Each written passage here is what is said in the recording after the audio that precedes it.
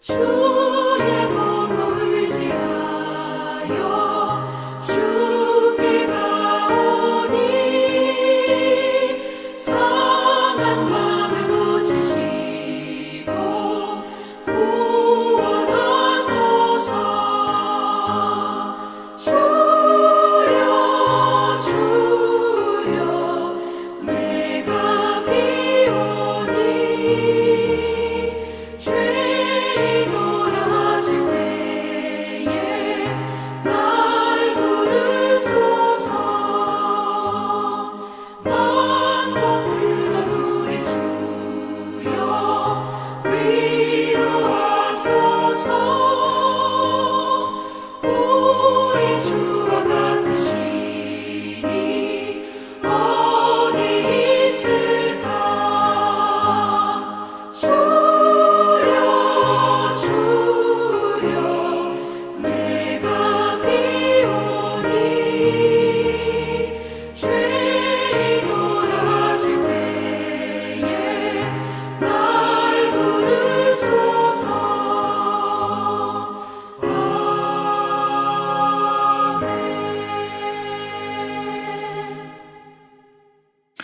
오늘 하나님의 말씀은 출애굽기 32장 25절에서 35절입니다.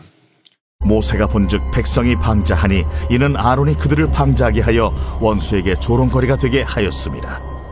이에 모세가 진문에 서서 이르되 누구든지 여호와의 편에 있는 자는 내게로 나아오라. 하매 레위 자손이 다 모여 그에게로 가는지라.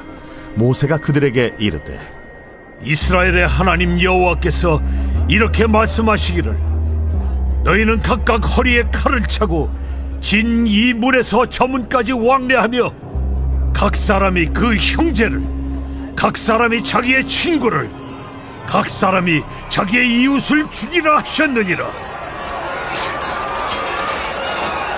레위 자손이 모세의 말대로 행하매 이날의 백성 중에 3,000명가량이 죽임을 당하니라. 모세가 이르되 각 사람이 자기의 아들과 자기의 형제를 쳤으니 오늘 여호와께 헌신하게 되었느니라. 그가 오늘 너희에게 복을 내리시리라. 이튿날 모세가 백성에게 이르되 너희가 큰 죄를 범하였도다. 내가 이제 여호와께로 올라가노니 혹 너희를 위하여 속죄가 될까 하노라. 하고 모세가 여호와께로 다시 나아가 여짜오되 슬프도소이다. 이 백성이 자기들을 위하여 금신을 만들어 싸우니 큰 죄를 범하였나이다. 그러나 이제 그들의 죄를 사하시옵소서.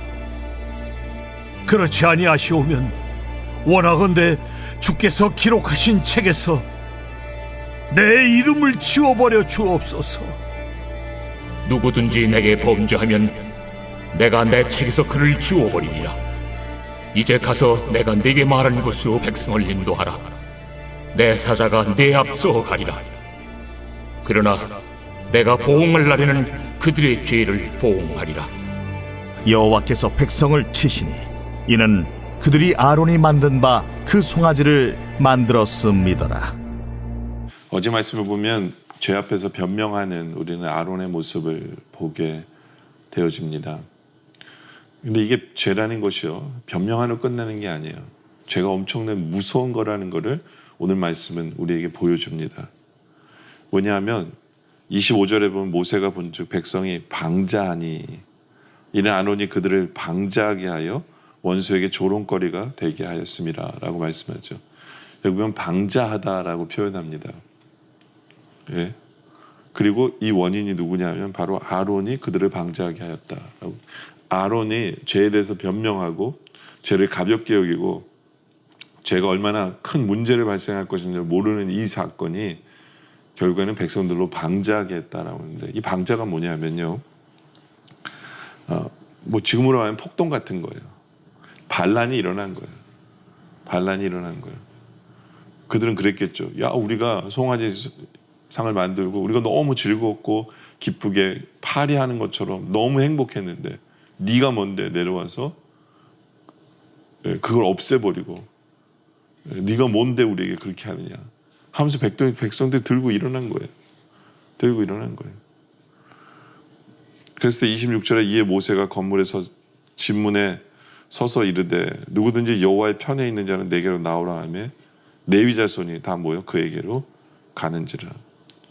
결단을 촉구하죠. 그 상황 속에서 모세가 촉구합니다. 하나님 편에 설 자가 누구냐? 아니면 반대라는 거거든요. 너는 둘 중에 택하라는 거예요. 하나님 편에 설 자가 누구냐? 죄 앞에서 이것은 죄라고 인정하고 하나님 앞에 설 자가 누구냐라고 모세가 요청합니다. 제 앞에서 우리는 결단이 필요해요. 어물쩡하게 있는 게 아니라 결단이 필요해요. 이건 죄다. 이건 멀리해야 된다. 이건 끊어야 된다라는 어떤 그러한 결단 촉구하는 모세 앞에 레위인들이 모입니다. 그래서 27절에 모세가 그들에게 이르되 이스라엘 하나님 여호와께서 이렇게 말씀하시기를 너희는 각각 허리에 칼을 차고 진 이문에서 저문까지 왕래하며 각 사람이 그 형제를 각 사람이 자기의 친구를 각 사람이 자기의 이웃을 죽이라 하셨느니라. 그렇죠? 예, 이스라엘 하나님이 이렇게 말씀하셨어요. 하나님 뜻이에요. 죽이라고. 예. 그래서 결국에는 28절에 레위 자손이 모세의 말대로 행하며 이날의 백성 중에 3,000명가량이 죽임을 당하니라. 엄청나게 많은 사람이 죽은 거예요. 예. 물론 우리는 그렇게 생각할 수 있어요. 이렇게까지 했어야 되나? 이렇게까지 했어야 되나? 예.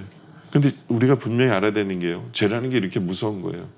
만약에 하나님께서 이렇게까지 안 하셨다면 예? 이스라엘 남은 두 갈래로 갈라졌을 거예요. 예, 우상을 숭배하는 그룹과 숭배하지 않는 그룹으로. 지금 광야에서 어떻게 될지 모르는 상황 속에서 이들에게 둘이 갈라지면 이들은 망하는 거예요. 정말 25절의 말씀처럼 원수에게 조롱거리가 되게 하였습니다.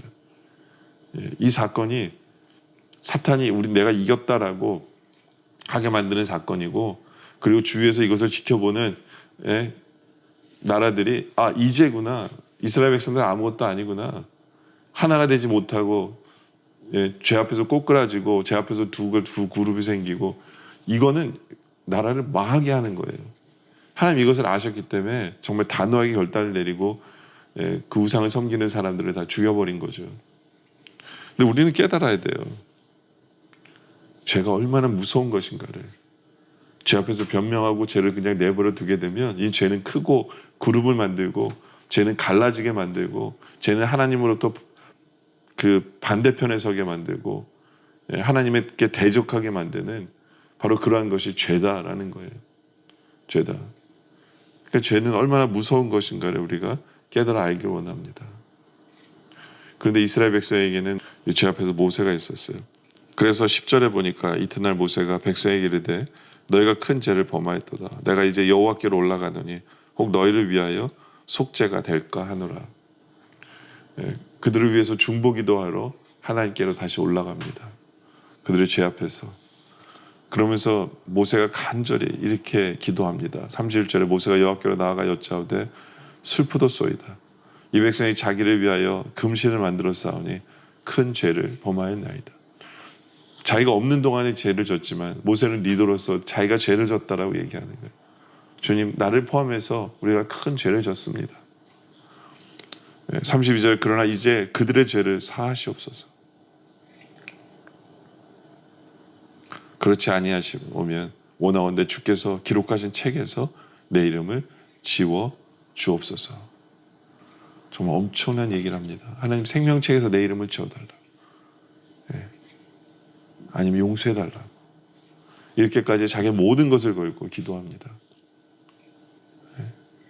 이 모세의 기도를 보면 물론 오늘 본문에 나오지 않았지만 하나님께서 이스라엘 백성을 쓸어버리겠다 했을 때 모세는 하나님의 영광을 위해서 그러시면 안 됩니다라고 얘기했어요. 그렇죠? 왜요? 하나님의 애국에서 인도하면서 다 죽이면 하나님의 영광을 가리는 일이기 때문에 하나님을 위해서 그렇게 하시면 안 됩니다라고 하나님께 기도했어요. 근데 지금은 누굴 위해 기도합니까? 백성들을 위해 기도해요. 자기 생명을 걸고 백성들을 위해 기도해요. 하나님 용서해 주세요. 하나님 용서해 주세요.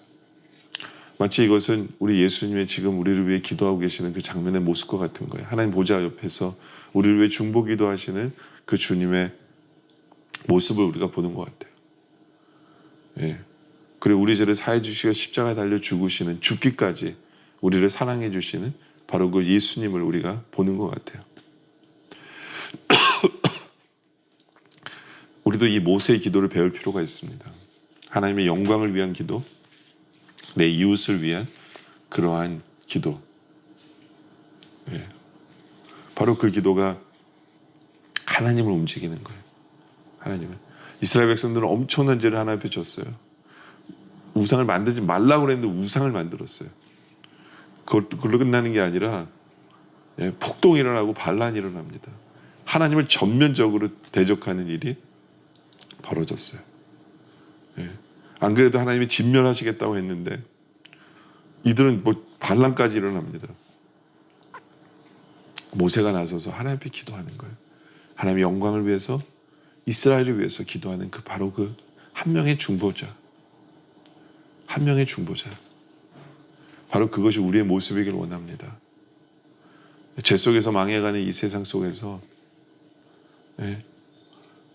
죄 앞에서 점점 제 성향으로 흘러가고 있는 이 상황 속에서 죄가 얼마나 무서운 것인가를 깨달아서 죄를 짓고 있는 그들을 용서해달라고 우리가 기도할 줄 아는 그러한 우리의 모습, 그 기도를 배울 수 있는 우리의 모습이길 원합니다. 그랬을 때 하나님이 33절에 여호와께서 모세에게 이르시되 누구든지 내게 범죄하면 내가 내 책에서 그를 지워버리리라. 하나님이 굉장히 단호하게 말씀하시는 것 같아요. 이 죄라는 건 뭐 그래요. 먼저 내가 용서해 주마 이러시지 않고 누구든지 내게 범죄하면 내가 내 책에서 그를 지워버리리라. 근데 너는 아니야 라고 얘기하시는 거예요. 그러면서도 죄가 얼마나 무서운 것인가를 다시 한 번 더 말씀하십니다. 그럼 34절에 이제 내가 내게 말한 곳으로 백성을 인도하라. 내 사자가 내 앞서 가리라. 그러나 내가 보응하는 날에는 그들의 죄를 보응하리라. 이게 무슨 얘기예요? 하나님 감사하게도 내가 그들을 떠나지 않겠다. 그들에게 말씀을 주시고 그들을 인도해 주시고 하시는 그 하나님의 그 은혜를 우리가 볼 수 있는 거예요. 은혜를. 그러나 죄가 무서운 게 여기 있는 거예요. 내가 보응하는 날에는 그들의 죄를 보응하리라. 이게 무슨 얘기냐면 한번 지켜보겠다는 거예요. 지켜보겠다는 거예요. 그들의 죄 앞에서 회개하면 하나님 용서해 주시지만 회개하지 않는 그 죄는 있다면 하나님 보응해 주시겠다. 끝까지 보응하시겠다라고 말씀해 주시네. 이게 그래서 죄의 무서운 점이에요. 하나님이 용서해 주시지만 회개하지 않으면 보응이 따라오는 거고요. 또 다른 이거 의미는 뭐냐면 하나님은 용서해 주실지 모르지만 죄의 싹은 그 고통은 겪게 된다라는 거예요. 그 고통을 겪게 된다. 다윗도 마찬가지잖아요. 간음했을 때 용서는 받았어요. 하나님이 용서해 주셨어요. 그러나 그걸 통해서 가족들이 우리 아버지가 살인자고 우리 아버지가 간음자고 이걸 안 자식들이 더 이상 아버지는 존경이 없어지고 아버지를 반역하고 식구들에게 문제가 생기고 이게 바로 그 죄 때문이거든요. 죄의 싹은 남아있는 거거든요. 그렇기 때문에 죄는 무서운 거예요. 뭐 용서함을 받으면 되지. 아니에요. 용서해 주시지만 보응이 따라요. 보응이 따라와요. 그것을 우리가 기억해야 돼요. 그러니까 이 죄라는 게요. 가볍게 여기지 않길 원합니다. 죄는 무서운 거예요. 죄는 크게 눈덩이처럼 불어납니다. 그 죄를 위해 우리 주님이 죽으시기까지 하신 거예요. 이제는 죄의 싹이 있음을 우리는 기억하면서 죄를 미워하고 제대로 회개할 줄 아는 그런 우리 모두가 되어지시기를 주님의 이름으로 축원합니다. 기도드리겠습니다. 아버지 하나님, 죄에 대해서 다시 한번 알려주심에 감사합니다. 죄를 내버려두면 이렇게 눈덩이처럼 불어나고 하나님을 대적하게 만드는 것이 죄라는 것을 우리가 깨달아 알아. 죄를 미워하고 죄를 싫어하고 죄를 물리치는 우리들 되게 하여 주시옵소서. 그 죄 때문에 우리 예수님께서 십자가 달려 죽으신 것을 우리는 기억하면서 더 이상 우리가 죄를 가까이 하지 않고 미워하게 하여 주시옵소서. 죄는 분명히 죄책이 따라오는 것을 기억하게 용서해 주실지라도 죄에 대한 책임이 따라오는 것을, 아픔이 따라오는 것을 기억하게 하여 주시옵소서. 그냥 회개하면 되지가 아닌 죄를 가볍게 여기지 않는 그러한 삶을 살아감으로 말미암아 거룩을 이루어가며 하나님을 기쁘시게 하며 죄를 물리칠 줄 아는 우리들 되게 하여 주시옵소서. 계속된 기도 속에 주님 함께 하여 주시옵소서. 예수님의 이름으로 기도드립니다. 아멘.